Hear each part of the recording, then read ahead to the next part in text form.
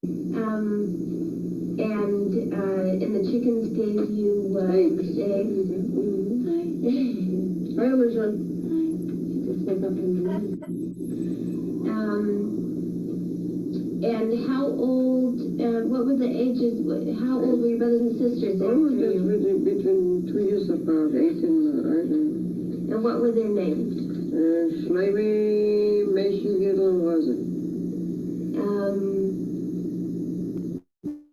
And what did your father do? He was a kosher butcher, and he was also a businessman. He used to buy, food and fish, and he used to sell them. In a house. In a house. Do anything? She was a dressmaker in a house.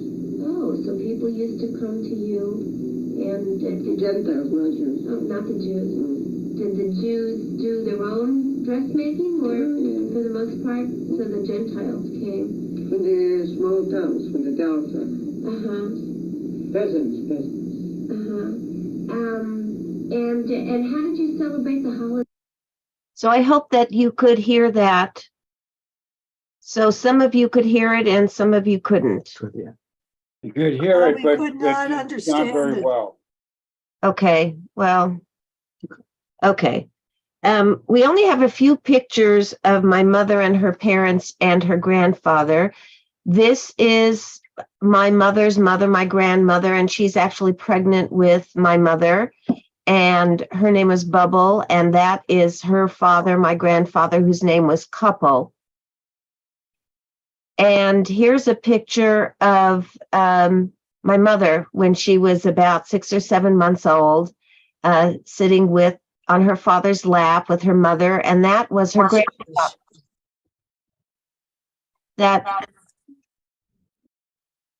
That is her. Good. Well, I hear the reverberation. That is her grandfather. And my mother said that he had red hair and blue eyes, and he was 6 feet tall, and he lived to be 100. Wow. And my mother is named after his wife. And this is my mother at about 9 years old. And her grandfather has passed away, and this is his tombstone. We visited Cherished about 10 years ago, and the cemetery was there, but the tombstones were not upright. And we had pictures of them, and David and myself and my brother and sister-in-law walked every inch of the cemetery trying to find the tombstones that we knew were, we knew what the printing was on them, and we couldn't find them. This is a map of Poland and Belarus. Right here is my mother's town of Cherished.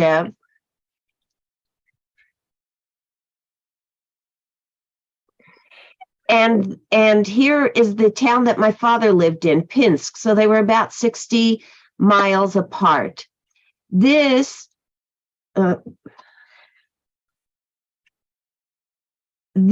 is the border of Poland now. When my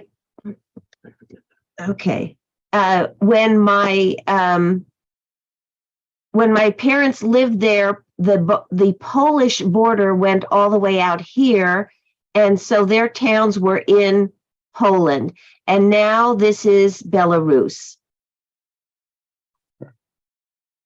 There were 2,000 people that lived in Cherished, 1,000 Jews and 1,000 non-Jews. And this is what a typical house in Cherished. This is a picture in 1989, but the town actually looked the same, except that it did have dishes on the roof for television viewing. This is actually the street that she lived on. What's interesting is the street names changed as different powers came in. And so it had a different name than her street name in 1920, but this is the street that she lived on, and this is the bathhouse that was on that street. This is a Pripyatchik, and all of the homes had a Pripyatchik in it, which is a stove. This is the top, the stove top. Inside this little door is where you put the wood. And if you wanted to be warmer, you could put a blanket, which they've got some blankets, and I think they must be drying clothes up here. That was like a bed that you could sleep on. My mother said that when they made cholent, they put the cholent pot inside here to keep it warm. And here is another Pripyatchik. Looks like a little bit wider area where there are pots and pans. This is, I'm guessing everybody knows what this is. This is an outhouse. They didn't have indoor plumbing, so all the homes had this outhouse in the backyard. And this is a typical backyard. Could have been the one that was just like my mother's backyard. And here you have a horse in the backyard. And that was where she had the one cow and the chickens also in her backyard. This is a cart, and it was, in Yiddish, it's called a droshka. And my grandfather had a cart like this. And this is where he went from the shtetls all around, trading food and whatever other goods he did trade in. And the horse was hooked up here, and that was how he was able to get around. The Nazis came to Cherished in 1941. What happened when the Nazis came in? What do you remember? When the Nazis came, before it was the Russians came. So they wouldn't let nobody to work. My father, my brothers couldn't work. They had to work for them. My mother wasn't allowed to work, so every time when they used to come and check, she used to hide a sewing machine. Because she wasn't allowed to sew, not by the Russians. You have to do everything for them, for nothing. So then we were there for a couple of years, and then the German came. When the German came, so it was all finished. They took everything away, and then they... Tell about the first night, the first time that the Nazis came. Right, the first day, When they came, we were hiding in the Wälder. In the forest. In the forest. You knew they were coming? I mean... Yeah, because that time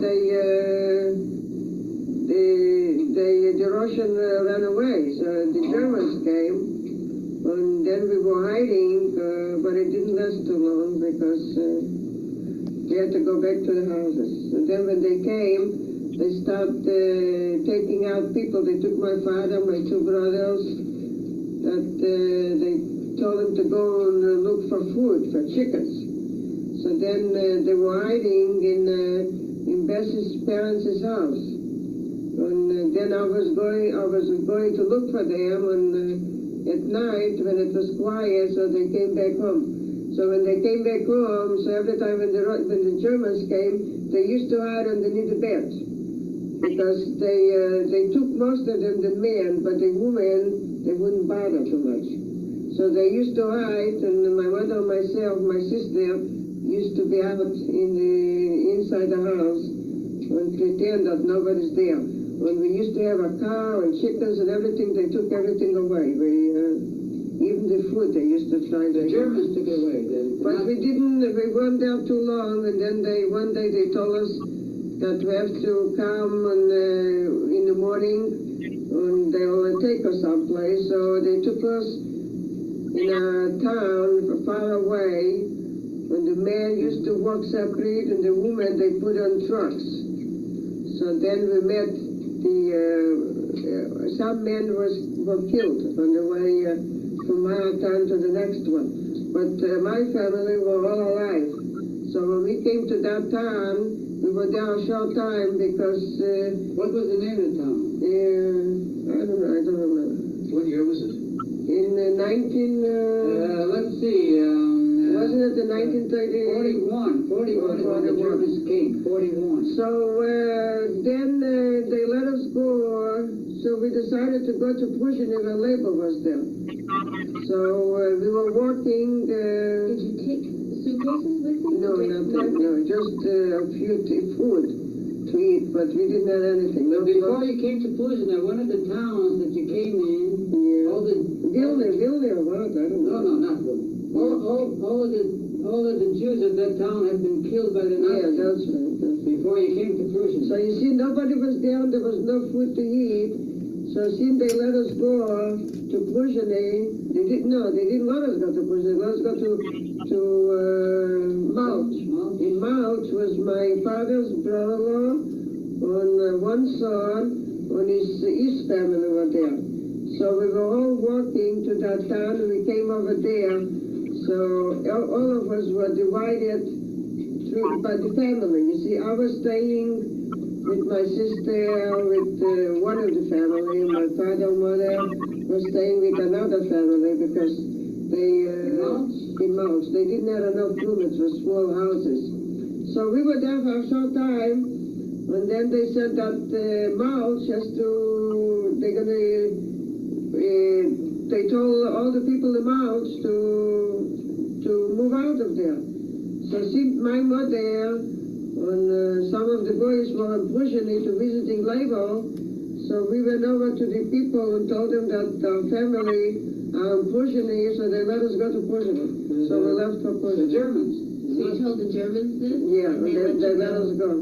So we were in Pushing. We were living in Labor's house, but my sister and myself were living with another family, with Labor's sister-in-law.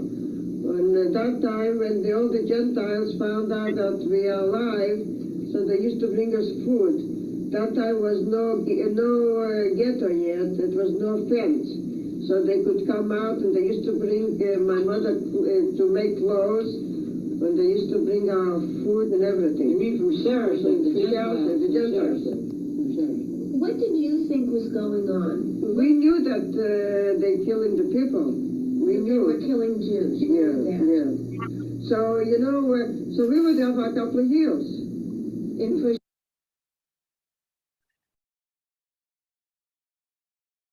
Prussian. Terrible. Okay.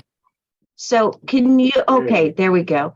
So the label that my mother is referring to is her uncle, her mother's brother. And so from Cherished, when she talked about the long walk, they went from Cherished. I don't know that they went to Prussian at that time, but they came down to Antipol. That was the first city that she was talking about that she couldn't remember the name. And after being there a short time, they came all the way back to Mulch. And Mulch is where her father's brother-in-law was. And they stayed there for just a short time. And then they went to Prussian. Cherished and Prussian are about 7 miles apart. So then they spent 2 years in Prussian. And as she said, at first there wasn't a fence, and then they built the fence around it. And I'm not sure if you understood that her mother was a seamstress. She had a sewing machine, and she used to make clothes for mostly non-Jews. And so the people of Cherished brought things to them in Prussian when they found out that that's where the Jews from Prussian were.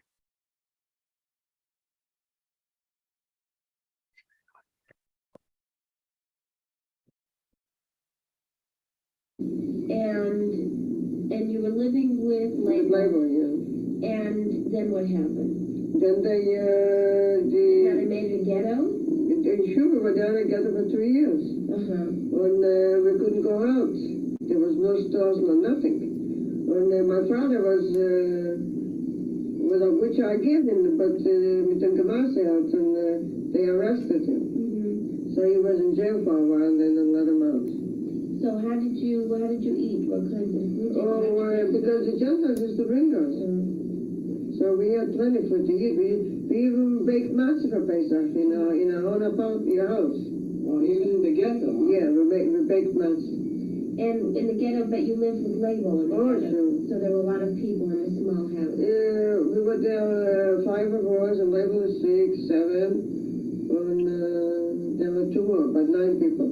But I used to stay with my sister in his sister's house. Mm-hmm. And how old was your sister then? I don't know, maybe 10 or 11 or something. And so you lived in Prussian for 2 years, and then what happened? Then when they said that they want all the Jews out, so it took them 4 days. We were hiding upstairs. They used to have a little room upstairs. So we were hiding every single day. Then the 4th day it was impossible to hide, so... In other words, at first they said, okay, we'll take a whole bunch of Jews to Auschwitz. So every day they took so much and so much Jews. So it took them 4 days to Take all the Jews out of the ghetto. take all the Jews out of the ghetto. And if they would find somebody hiding, they used to kill. So, and did you know where they were taking? We thought they were going to take us to work. We didn't know they were going to put us in a guest chamber. And nobody knew. No. And people, did people know and you said, no, it's impossible, but nobody really knew No, because they told us that they're going to put us in a concentration camp to work. They didn't tell us they're going to put us in the guest chamber. Nobody knew. So you said for 4 days you hid, and then you decided you couldn't hide anymore? If you would hide, they would kill you. The 4th day was the last day.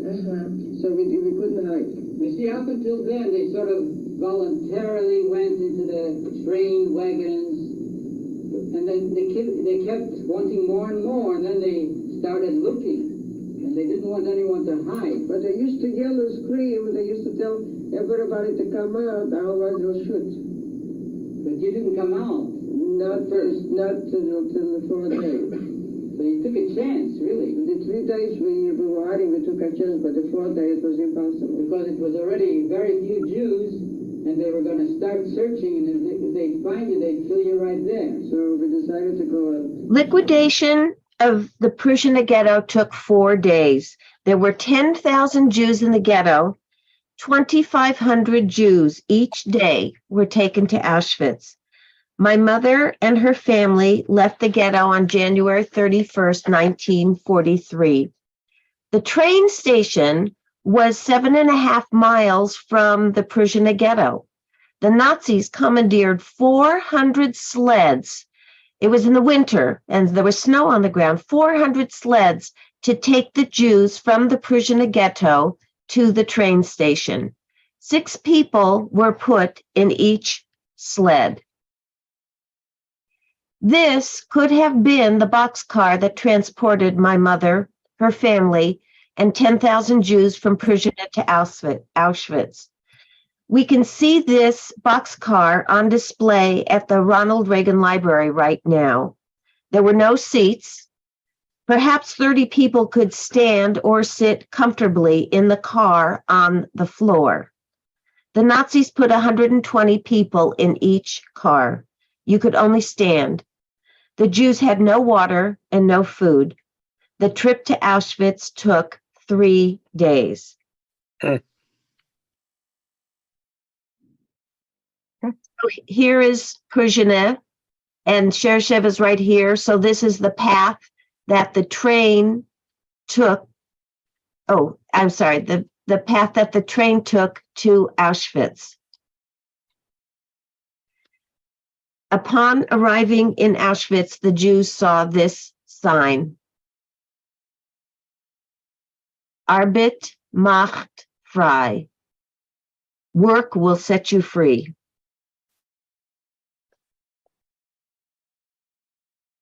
When my mom got to Auschwitz, this is what happened. Were you scared? Oh, sure. And so after the train trip, where did you end up? They took us down and they used to, men here or women here or men here or women there. So I went with my mother or my sister or my brother. So I saw my younger brother, Euro, he was crying. And then my mother went over to one of the Germans and she told him that I'm still young, I could work. So they took me out from the line to go to the gas chamber and they put me in the line to work. And that's all. And since then I never saw another. But then when we were on the concentration camp, I saw one day my father and my two brothers.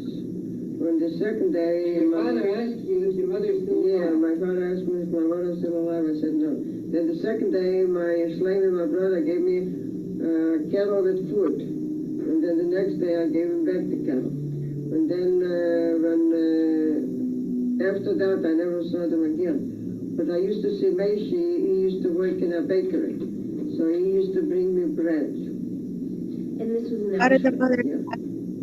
I don't know what she'll tell you. It's not the small. Yeah, probably. Trading. So I used to tell him I don't want it because I'm not going to go and trade him for food. But I took the bread.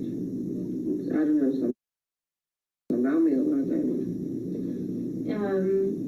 And so what was, when you first came to the concentration camp and you were all in line to go to the gas chamber, and you knew that, I mean, you knew... That's why my mother went around and told him that I'm still young. How did you know that you're going to get killed? That they're going to kill Because you? everybody was saying that they take it to the gas chamber. Oh, there was a rumor going around. That's right. So you were put into the other line, and then what happened to you? I mean, what, you had your head shaved? Oh yeah, they took everything down and they put the numbers and they shaved and they gave us their clothes and they put us in the bunkers and the rooms over there. And then every morning we had to go out and stay in line and they used to call the numbers. When at night they used to give us one bread they used to cut and But before that, when you had your own clothes, you had in your clothes, you had sewn in a little money or jewelry. everything, but When you came there, they took all the clothes away. that's right. They took everything away. And they gave us their clothes. They used to tell us, you put your clothes over here in one bundle. Did they tell you we're going to go to a shower? I mean, before, you weren't there. So you had, your head was shaved and you had their clothes on, and then it was a big, a room with lots of beds and like bunk beds. I mean, everybody. Yeah, upstairs and downstairs. And so that's where you slept. How many people, do you know? Oh, a whole bunch of them. Yeah. So how many were in the bunks above you? One or two or three? No, I think just one upstairs, one downstairs. And so you used to sleep there at night. And then in the morning they used to wake us up and come and stay in line and they used to call the numbers. And then we used to go and work on the fields. When for a while I was working on the fields and then they put me in the barracks to take the shoes apart and then put the letter here and this sauce here and this there. So you got sick one day. Yeah, so anyway, we used to be 10 people in a little table. So then I was very sick. So the girls used to hide me in the back, and they used to take my shoes. All of them worked together. When we used to have women coppers, so they used to watch us. But when she wasn't there, I was laying in the back. When she came back, they used to pull me out, and I used to sit next to them. And then the label used to bring me medicine when he found out that I was sick. But if that supervisor, the German supervisor or whoever, would have caught you being sick, they would have taken you to the guest chamber. But the girls because the girls were from our town, you know, so they used to hide me. But then I got better and... So what kind of medicine could he bring you? I don't know, it's because he found out what kind of sickness I have. I don't know what kind of sickness I have, but he used to bring me some liquid, and that helped me. Maybe a lot of the people there had the same kind of an illness, or the same kind of a medicine helped them. So, and where could he have gotten the medicine? I don't know. Yeah. I have no idea. But I used to see label, I used to see Meshul, and I used to see a lot of my landslides. They used to keep an eye on me to make sure. Yeah, but they were in the men's quarters. You were in the Yeah, but they used to come and hide. I'm sure that you have seen the pictures of the beds in the barracks and the fact that not just one person slept here, but they were all very crowded. And here's a drawing of that same concept. And this is a picture of my mother when she became a citizen of the United States. She was so proud. And I've highlighted her number here because the photograph was faded, but her number was 33771. She didn't have a name. She had a number. And she did have this half triangle here. And in trying to find out what that meant, I think that what I found was it meant she was a political prisoner, but she wasn't. So I think that they were just mittendrinnen, as they say, putting the triangle there. I don't know for sure. 10,000 Jews were transported from Prishtina to Auschwitz. 8,000 were sent to the gas chambers where they died. 2,000 were put to work in Auschwitz. Prishtina and Auschwitz were just two of the towns where the Jews lived, and they either died right away or they were murdered in Auschwitz. 6 million Jews were murdered during the Holocaust. From February 1943 to January 1945, my mother worked and survived in Auschwitz. January of 1945, the Russian soldiers were coming closer and closer to invade the concentration camp and free the Jews. The Nazis then began their death march, moving the concentration inmates to camps further away. My mother was moved to Bergen-Belsen concentration camp in the northern part of Germany. And sometimes they walked, and sometimes they rode in the cars again, the box cars, and then they walked. The distance from Auschwitz to Bergen-Belsen was 560 miles. Her brothers went from Auschwitz to Buchenwald, where unfortunately they both died. And we found this out after 2011, when they began digitizing all of the documents that they had. My mother being in Bergen-Belsen, this is where Anne Frank was at the end of the war, where she died just weeks before they were liberated. There were 1,000 Jews liquidated from my mother's town of cherished. 42 survived the war. 5 were women. My mother was one of those 5 women and 42 survivors. And again, this is the path that they took to get out of Auschwitz. After the war was over, different agencies began documenting the names of the survivors, where they had family, and where they hoped to go. My mother put her name on the list to come to America, where her father's brother, Lou Kaminsky, was a kosher butcher in the Bronx, New York.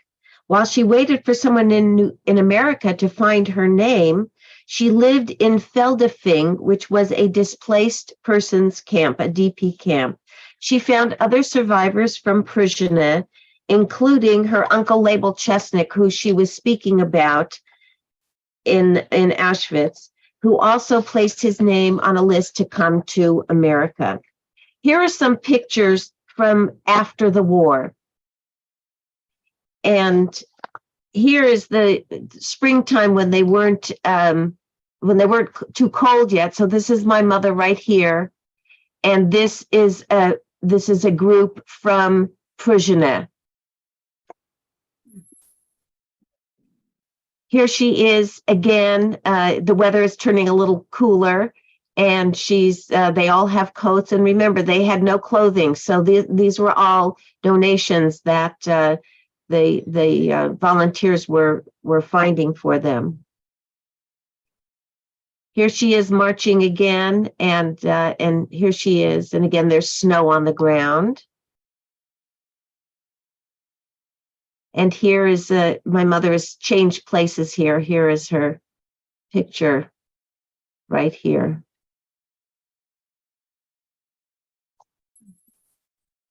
cousins in New York found my mother's name on a list and told her Uncle Lou Kaminsky, who was able to sponsor my mother on the first boat of survivors out of Europe, May 1946. The Marin Flasher out of Bremen, Germany, was the ship that she traveled on.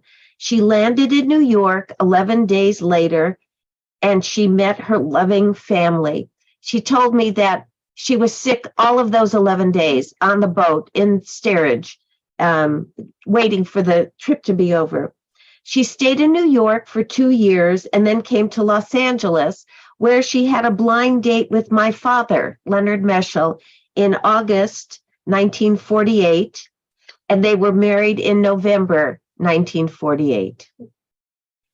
Out of despair and loss, my mother found hope and joy in the beginning of her new family, starting with me and my brother. And here's a family picture. I was 4 and my brother Charles was 2.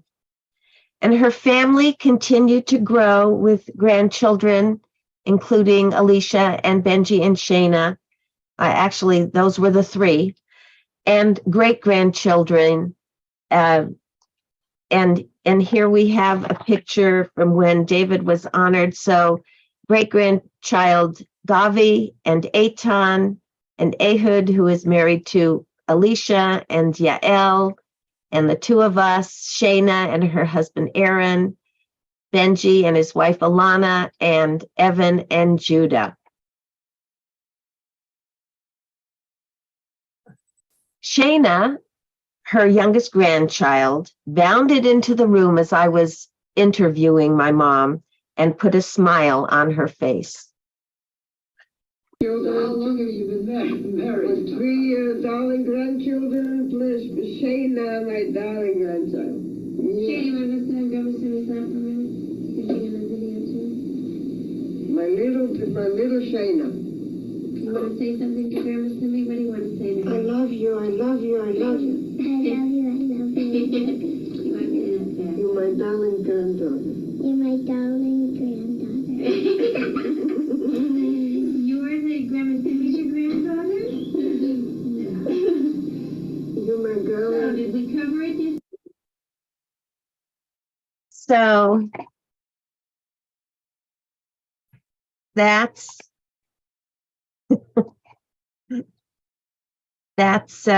basically my mother's story.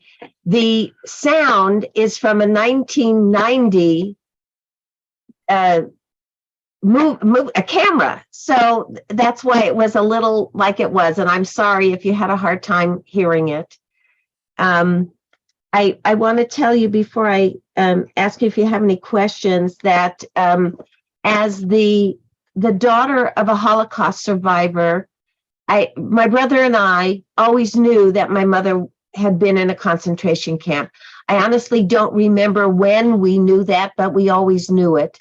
And the information that she shared with us was always the same. And when she spoke to somebody else, she had lapses of memory. She didn't, I think it was like PTSD where you block things out. So she didn't remember all the details, but certainly enough to tell people what happened.